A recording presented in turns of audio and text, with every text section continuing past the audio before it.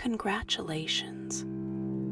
You've just arrived in Salem Village, Massachusetts Bay Colony, the year of our Lord, 1692. The good news: you've escaped religious persecution in Europe to build a new, godly society in the New World. The bad news: your new society is about to invent its own, much more creative and personal brand of persecution, and you're the main event. Welcome to Puritan New England, where your closest neighbor is the devil, and your other neighbor is pretty sure you're having weekly meetings with him.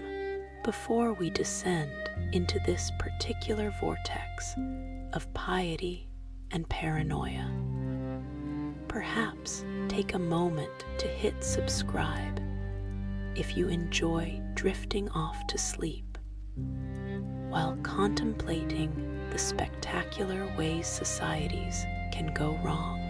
Drop a comment with where you are and what time it is. It's always fascinating to see who's awake in the dead of night, pondering the legal precedents of 17th century witchcraft accusations. Now, dim your lights. Find a comfortable position that doesn't involve being tied to a chair for interrogation, and let's ease into tonight's journey. Fair warning: by minute 5, you'll be grateful for the concept of evidence. By minute 10, you'll want to hug a lawyer. And by minute 20, you'll understand that the most dangerous thing in the world isn't a demon, but a neighbor with a grudge and a good story. But we'll get there gently. Very gently. Let's begin. Your world is small, cold, and relentlessly gray. Salem Village is not a bustling town. It's a small, isolated farming community on the edge of a vast, dark, and terrifying wilderness. The forest that surrounds you isn't a picturesque nature reserve. It's the literal, physical home of the devil and his minions, a place where Native American tribes, whom you consider to be agents of Satan, perform unknowable rituals in the dark. Every snap of a twig outside your window at night could be a wolf, or it could be a demon come to test your faith. Your life is governed by two things: the Bible and the weather. Both are harsh, unforgiving, and demand constant appeasement. You live in a small, cramped wooden house with your family. The walls are filled with mud and straw to keep out the New England winter, which has all the gentle charm of a physical assault. The windows are tiny, covered with oiled paper that lets in a weak, watery light, but no actual views. Your only source of heat and light is the fireplace, which fills your home with a constant, eye-watering smoke, and the very real possibility of burning the whole structure to the ground while you sleep. Your daily routine is a monotonous cycle of hard labor and intense prayer. Your hobbies include reading scripture, worrying about your eternal damnation, and silently judging your neighbors for any perceived lack of piety. Laughter is suspicious, dancing is a sin. Celebrating Christmas is forbidden. Your life is a long, slow, joyless audition for a spot in heaven, and the judges are incredibly strict. This is the world you inhabit, a world of fear.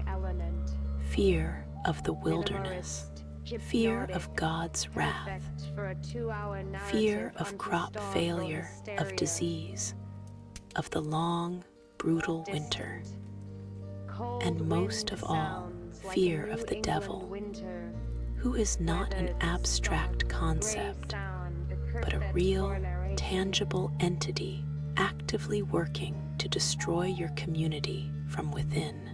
The air is thick with a low-grade, simmering paranoia. The community is rife with petty squabbles, land disputes, and family rivalries that have been festering for years. Salem Village is not a happy place. It is a tinderbox of anxiety, resentment, and religious fervor, just waiting for a spark. And in the winter of 1692, that spark arrives.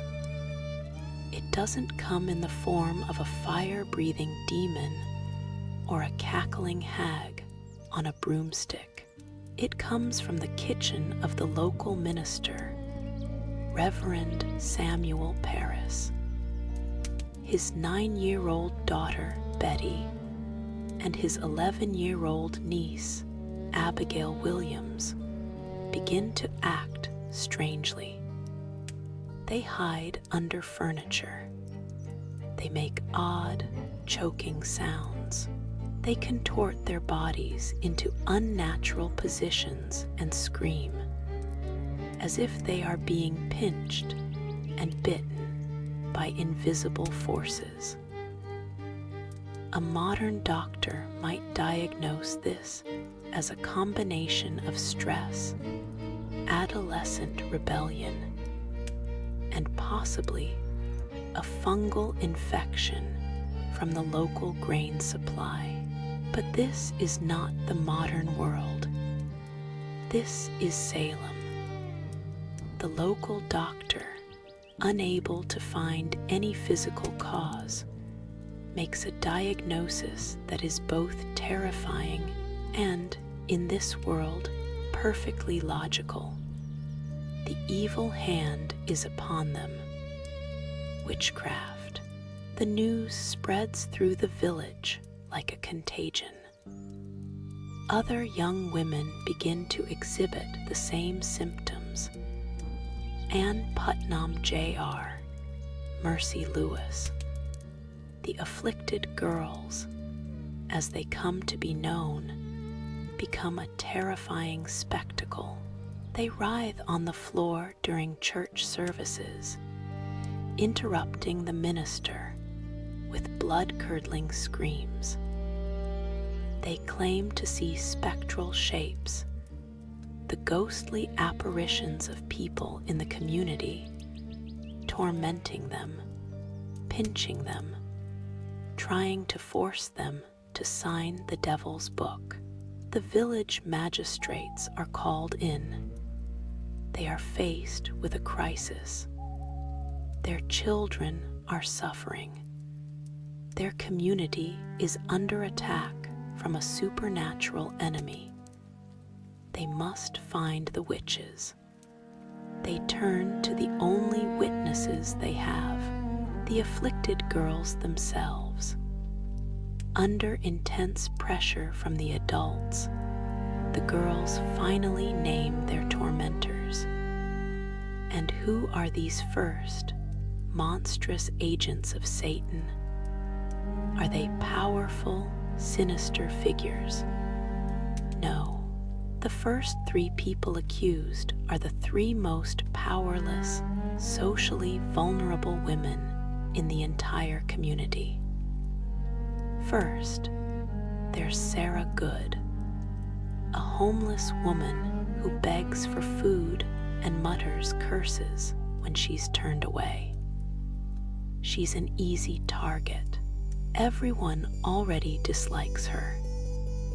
Second, there's Sarah Osborne, an elderly, bedridden woman who has been involved in a legal dispute over her deceased husband's inheritance. She's unpopular and has a reputation for being contentious. And third, there is Tituba, Reverend Paris's slave brought from the Caribbean. She is a woman of a different race, a different culture, practicing a different form of folk magic. She is the ultimate outsider in a society built on conformity and suspicion of the other. She is the perfect scapegoat. Congratulations. The witch hunt has begun, and you are about to discover that in Salem, being different is not just a social inconvenience. It is a death sentence. The machine of hysteria has started to turn, and it will not stop until it has consumed the innocent, the guilty, and everyone in between. The examinations are not held in a formal courthouse. They are held in the village meeting house, a large, unheated wooden barn of a building that serves as both your church and your community center. It is packed. The entire village has turned out for the spectacle.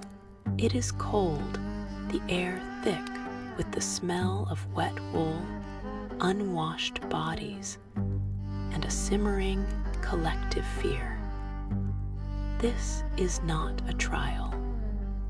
This is a public exorcism, and the community is here to see the demons named.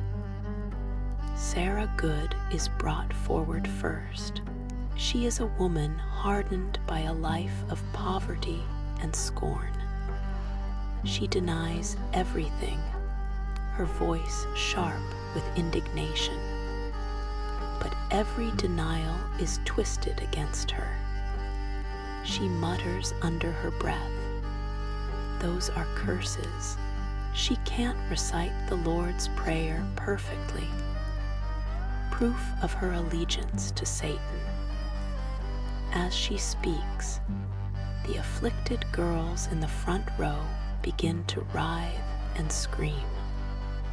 "She's tormenting me," cries Abigail Williams, contorting her body as if being twisted by an invisible hand. I see her specter. It's pinching me. The magistrates, John Hathorne and Jonathan Corwin, turn to Sarah Good. "What say you to this? Why do you torment these poor children?" She has no answer. How can you defend yourself against an invisible crime? Next is Sarah Osborne. She is so sick she has to be carried into the meeting house. She is confused, weak, and barely coherent. She also denies the charges, but her very weakness is used against her. She has been in a property dispute with the powerful Putnam family, whose daughter, Anne Putnam Jr., is one of the most vocal of the afflicted girls. Her denial is seen not as a plea of innocence, but as the stubborn refusal of a guilty soul. The girls scream. The crowd murmurs. The magistrates take notes. Her fate is sealed before she has said a dozen words. Then comes Tituba, and this is the moment the spark becomes an inferno. Tituba is a slave. She has no rights, no social standing, no one to defend her. She has likely been beaten by her master, Reverend Paris, before the examination even began. She understands her situation with a clarity that the other two women, protected by their white skin, do not. She knows that denial is a dead end. Sarah Good and Sarah Osborne denied everything, and the magistrates are already convinced of their guilt. Denial leads to condemnation. But what if there's another option? So Tituba, in a moment of desperate, brilliant improvisation, chooses not to deny. She confesses. And she doesn't just confess. She gives the magistrates, the minister, and the terrified village exactly what they want to hear. She weaves a tale, a rich, fantastical, and utterly terrifying narrative of witchcraft. Yes, she says, the devil came to her. He appeared as a tall man in a black coat. He had a book with names in it, and he wanted her to sign. There were other witches with him, she says. She describes her familiars: a black dog, a red cat, a yellow bird. She talks of flying through the night on a pole to attend witches' sabbaths in the forest. The magistrates are enthralled. This is it. This is the proof they needed. Her confession is not seen as the coerced testimony of a terrified slave. It is seen as a first-hand account from inside the enemy's camp. It validates every fear, every superstition, every paranoid whisper that has been circulating in the village. The devil is real. He is here, and he has accomplices. Who? The magistrates demand.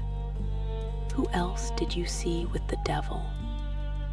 And Tituba, to save her own life, begins to name names. She points to Sarah Good and Sarah Osborne. Yes, she says, their specters were there too.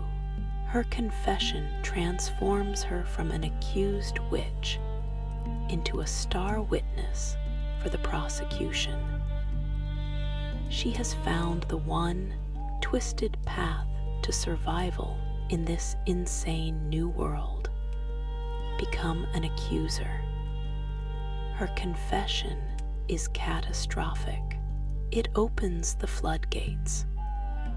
The hysteria, which had been focused on 3 outcast women, now has a narrative, a mythology, and most importantly, proof.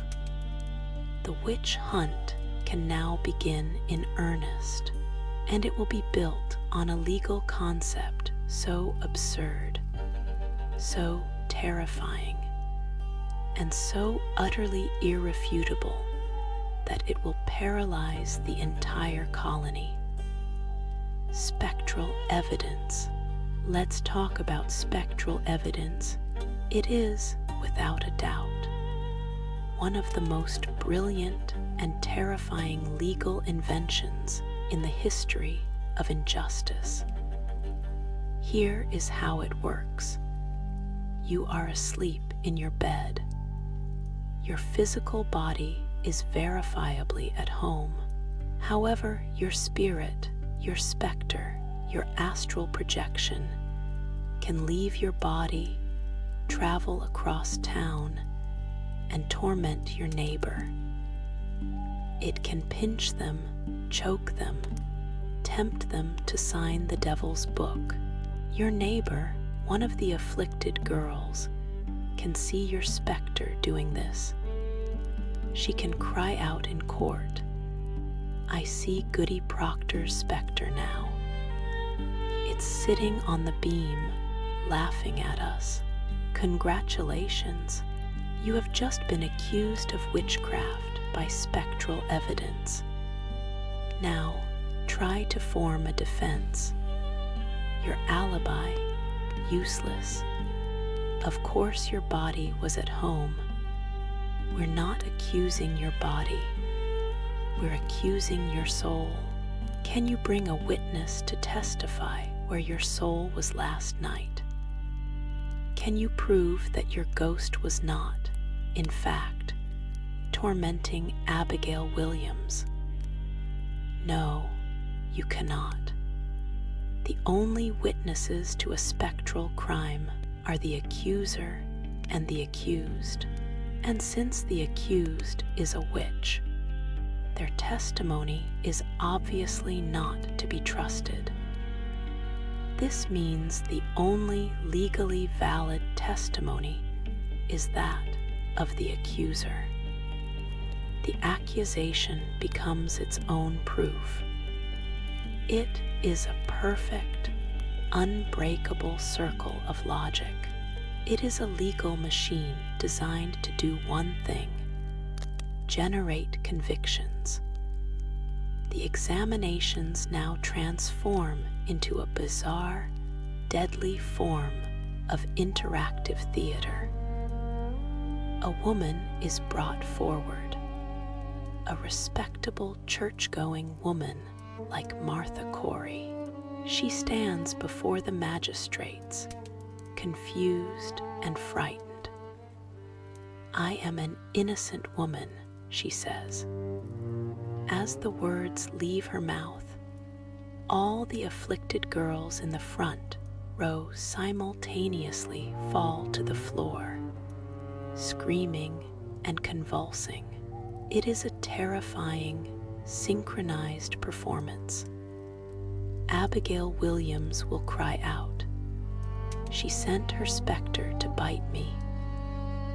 And then she will open her mouth and show the magistrate's bite marks on her own arm, marks she almost certainly made herself moments before.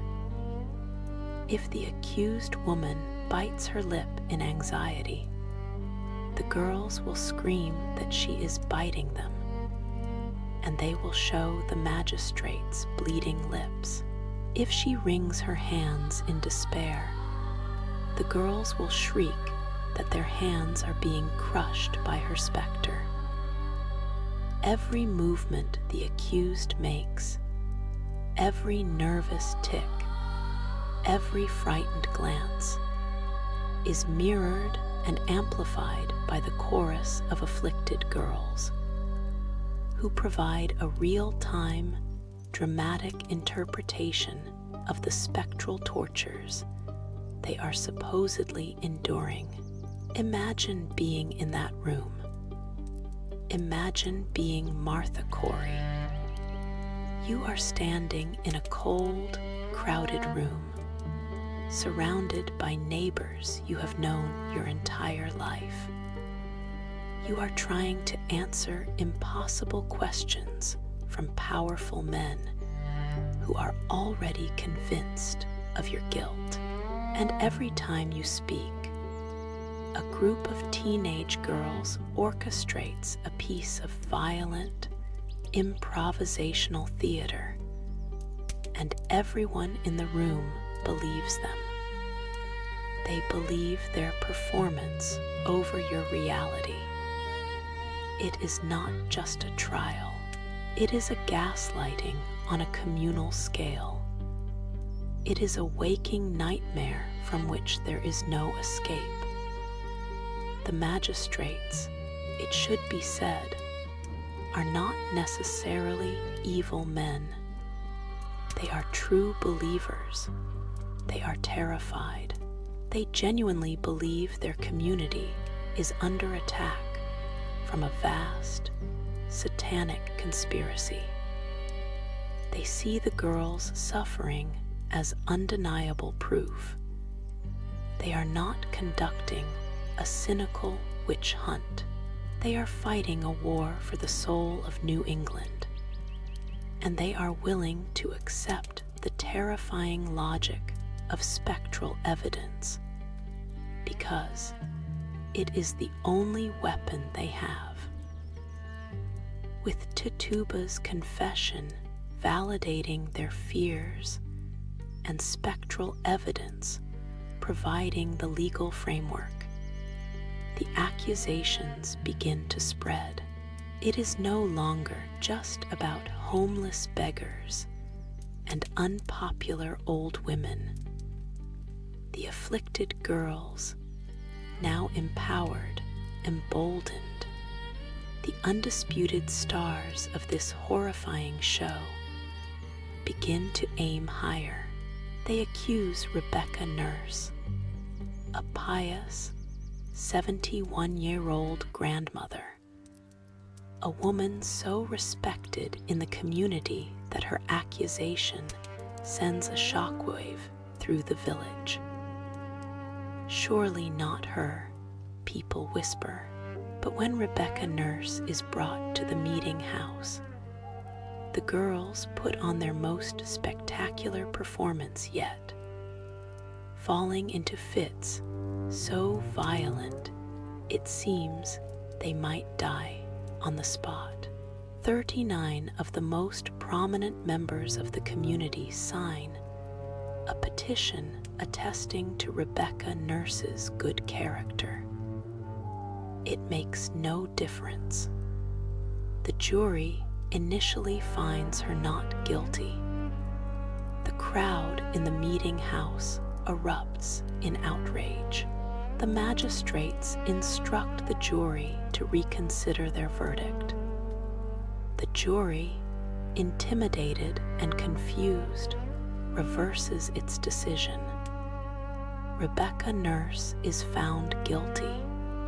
She will be hanged. The message is now terrifyingly clear. No one is safe. Piety is not a defense. A good reputation is not a defense. Logic is not a defense. The hunt is no longer confined to the margins of society. It is now moving toward the center, and the list of the accused is about to grow exponentially. The hysteria now metastasizes, spreading from Salem Village to the surrounding towns: Andover, Topsfield, Ipswich. The list of the accused grows from 3 to a dozen to over 100. The small village jail is overflowing. Prisoners are chained in dungeons in Salem Town, Boston, and Cambridge, shackled in darkness, awaiting their trials. The accused are no longer just outcasts. They are respectable farmers, church members, wives of prominent men. They are even a former minister, George Burroughs, a man known for his incredible physical strength, which is now reinterpreted as evidence of demonic power. The logic of the accusations begins to follow a terrifying, predictable pattern. If you had a dispute with the Putnam family, one of the most powerful and litigious families in the village, you were likely to be accused. If you expressed skepticism about the girls' fits or the validity of the trials, you were likely to be accused. Voicing doubt was not seen as rational inquiry. It was seen as an attempt to undermine the court. a sign that you, too, were in league with the devil. The hunt became a brutally effective tool for silencing dissent and settling old scores. Congratulations! You've just had a minor argument with your neighbor over a wandering pig. Last year, this would have resulted in a few weeks of awkward silence. This year, your neighbor's 10-year-old daughter has just learned a powerful new way to win an argument. The next day, she falls to the floor, screaming that your specter is tormenting her. You are now a witch. Or perhaps you are a woman who owns property in her own name. A widow, perhaps, who has inherited her husband's farm. You are financially independent. You do not need a man to support you. In a rigid patriarchal society, this makes you an anomaly. It makes you powerful.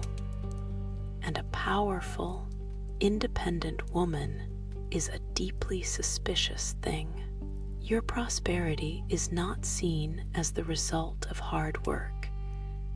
It is seen as evidence of a pact with the devil. You are now a witch. Or maybe you're just unlucky. Maybe you have a mole, a birthmark, a scar. The examiners, a group of local matrons, will strip you down and search your body for a witch's teat or a devil's mark, any abnormality on the skin that could supposedly be used by the devil or his familiars to suckle. They will poke and prod this mark with a pin. If it doesn't bleed, or if you don't feel the pain, it is considered proof. In an age of primitive medical knowledge, any number of normal skin conditions could be misinterpreted as a satanic sign. Your body is no longer your own. It is a piece of evidence to be scrutinized, interpreted, and used against you. The interrogations are relentless. You are brought before the magistrates, sleep-deprived, malnourished, terrified. They do not ask if you are a witch.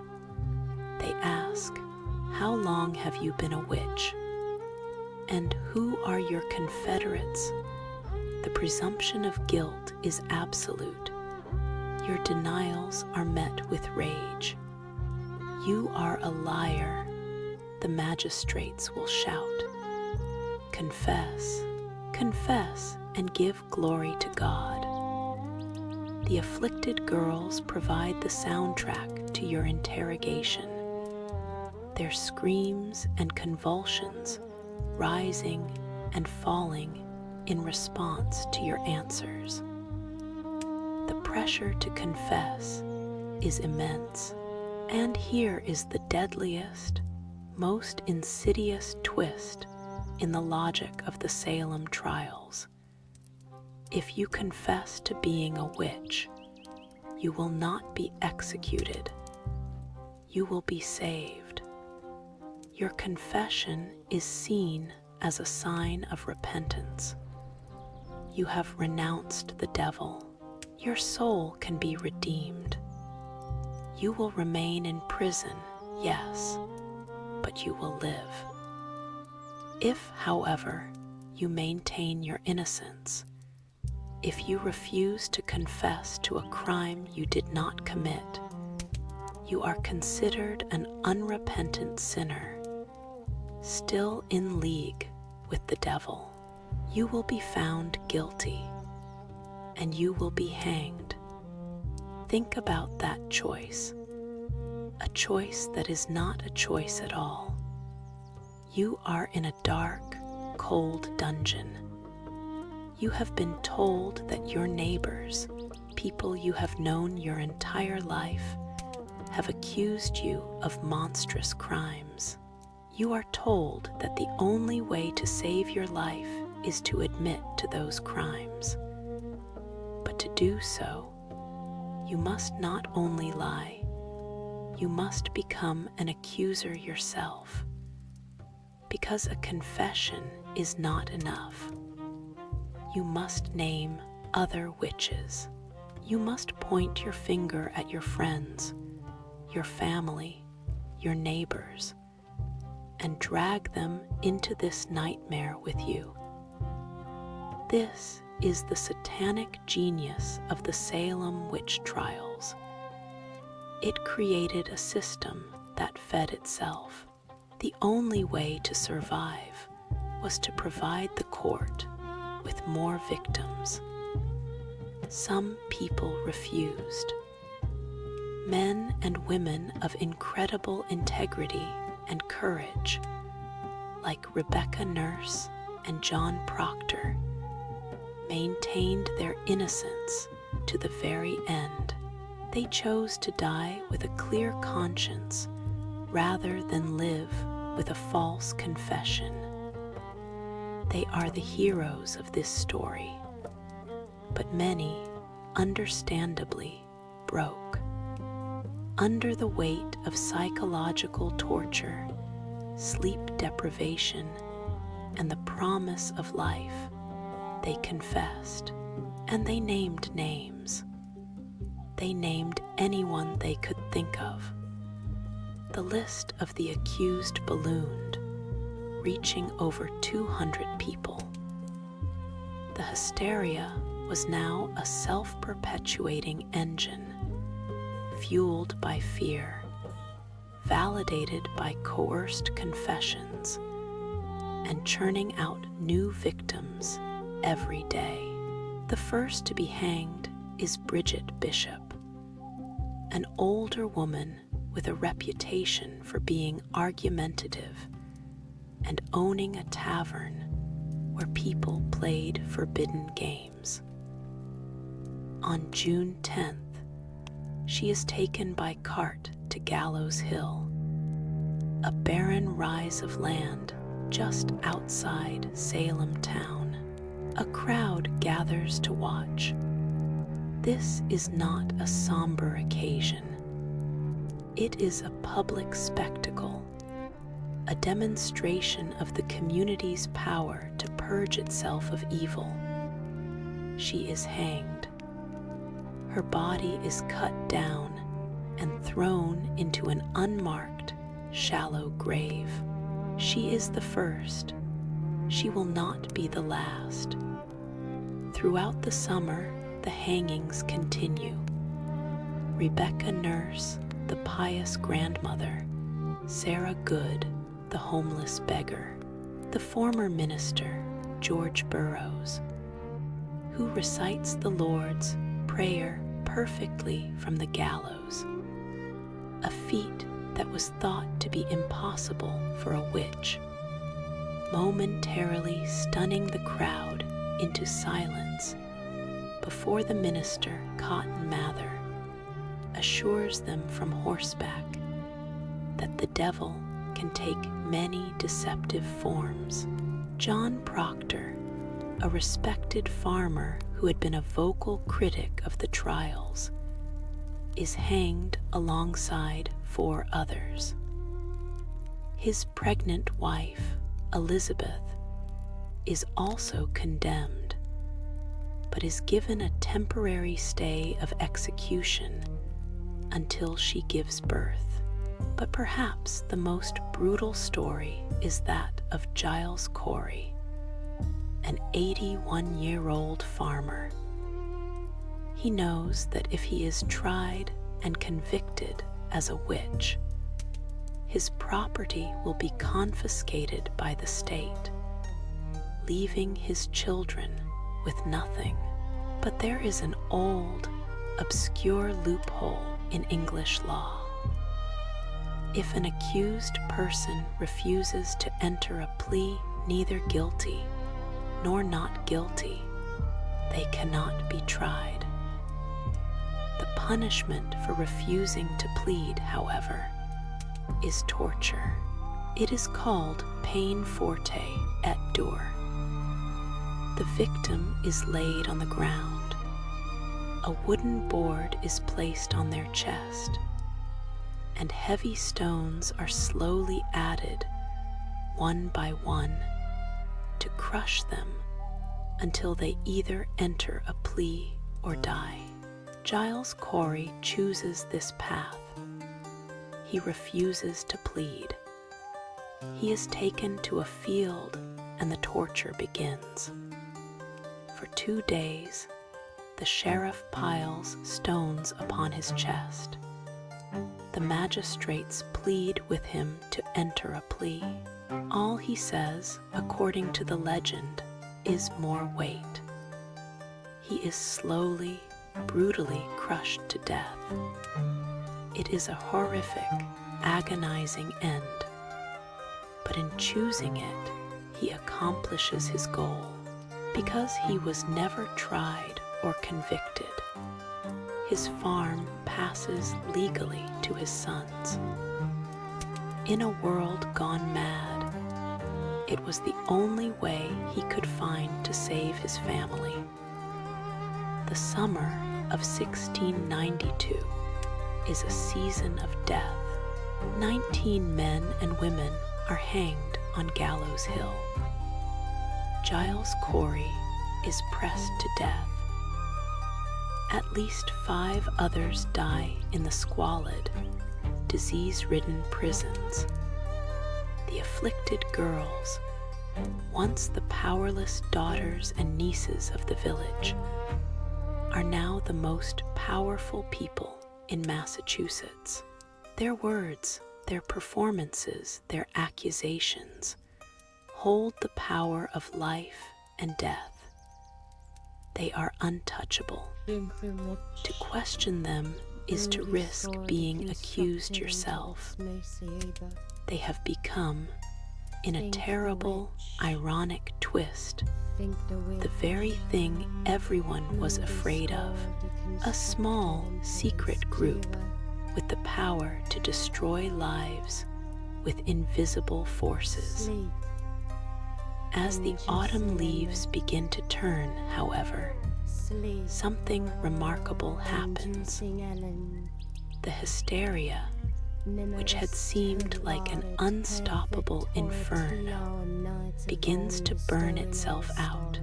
There is no single event that ends it, but a collection of small, crucial changes. The afflicted girls, emboldened by their unchecked power, begin to overreach.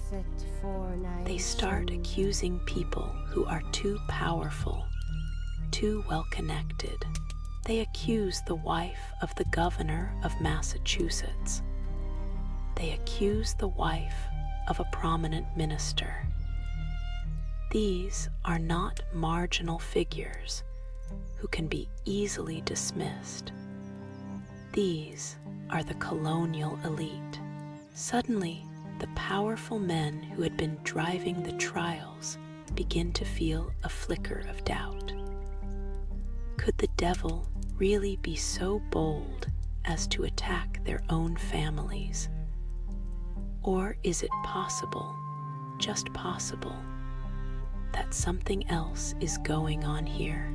At the same time, the educated ministers in Boston, who had initially supported the trials, begin to express serious concerns about the reliance on spectral evidence.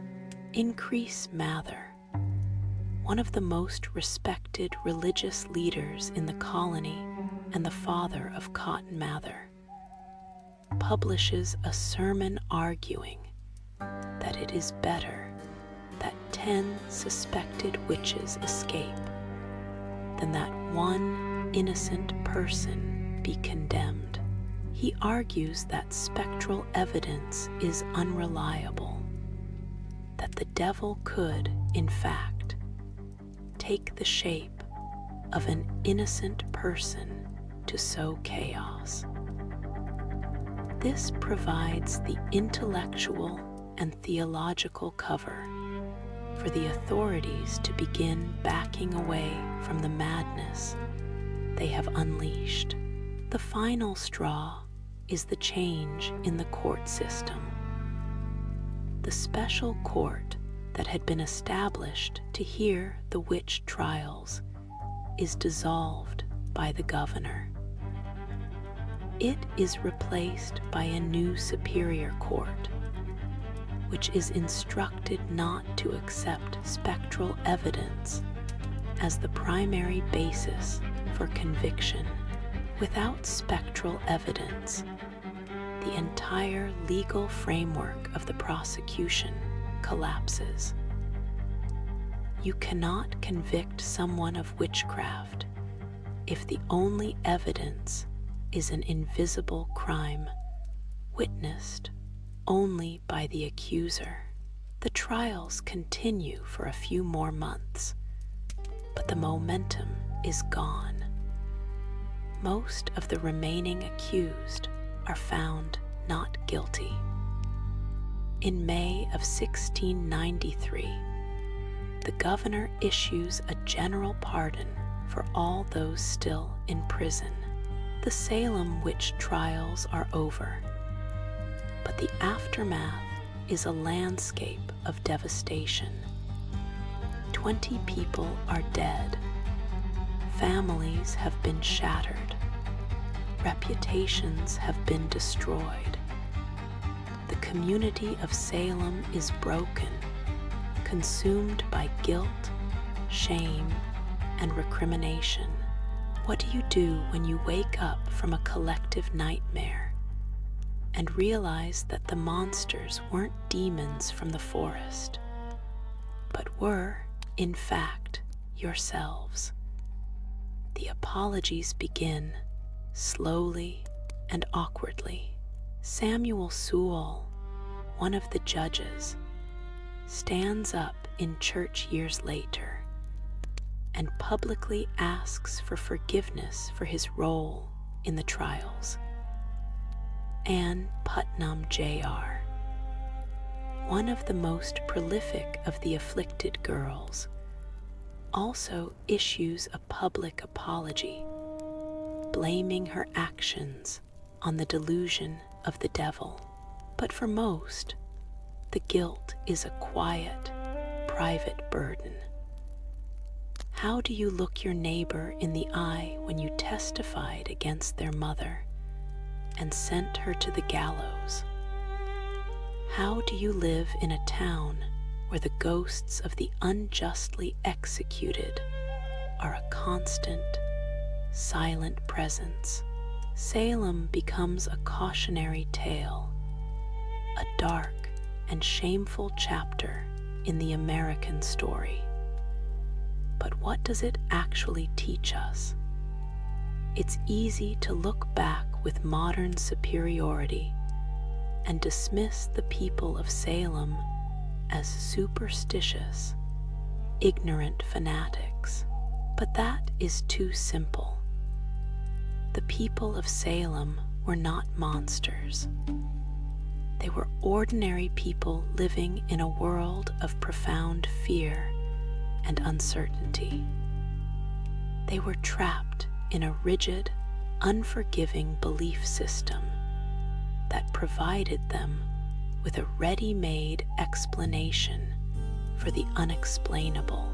They were victims of a perfect storm, a harsh environment, social tension, a legal system that accepted absurdity as fact, and the terrifying power of suggestion.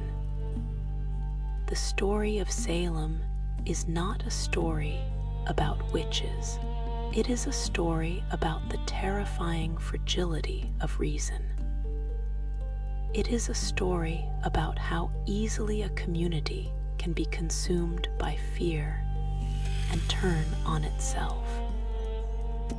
It is a story about the danger of absolute certainty, especially when that certainty is backed by religious and legal authority.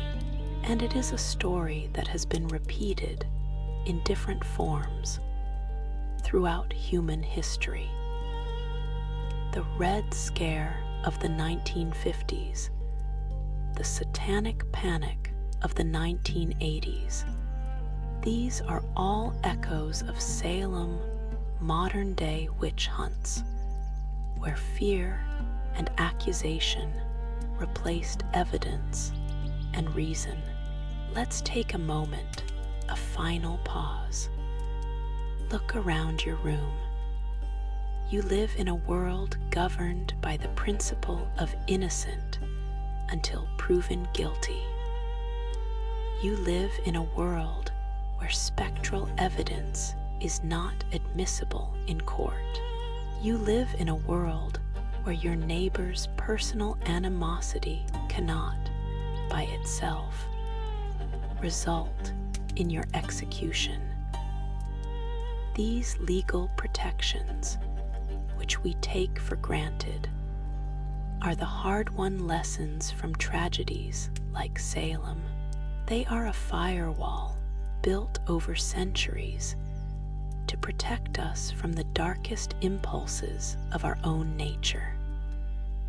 The people of Salem would look at your world and be baffled.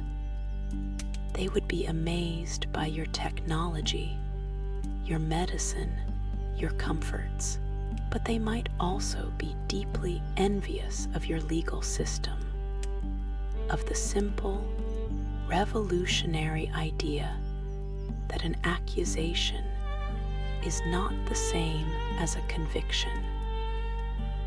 They lived in a world where a child's nightmare could become an adult's death sentence. You live in a world where, for the most part, it cannot.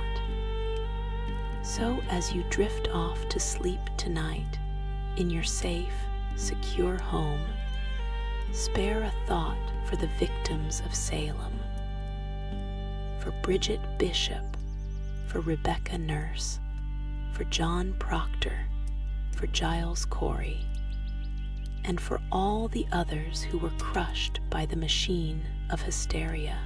They were not witches. They were farmers, grandmothers, husbands, and wives. They were ordinary people who were sacrificed on the altar of a community's fear. Their story is a chilling reminder of what can happen when reason goes to sleep and nightmares are allowed to rule the day. The fire is dying down now. The story is ending. Your eyes are heavy. The cold, gray world of Puritan New England is fading into the mists of history. Everyone in this story has been dead for over 300 years, but their story is a ghost that still haunts the American consciousness. A whisper of warning from a time when the devil was real and your neighbor was his most likely accomplice.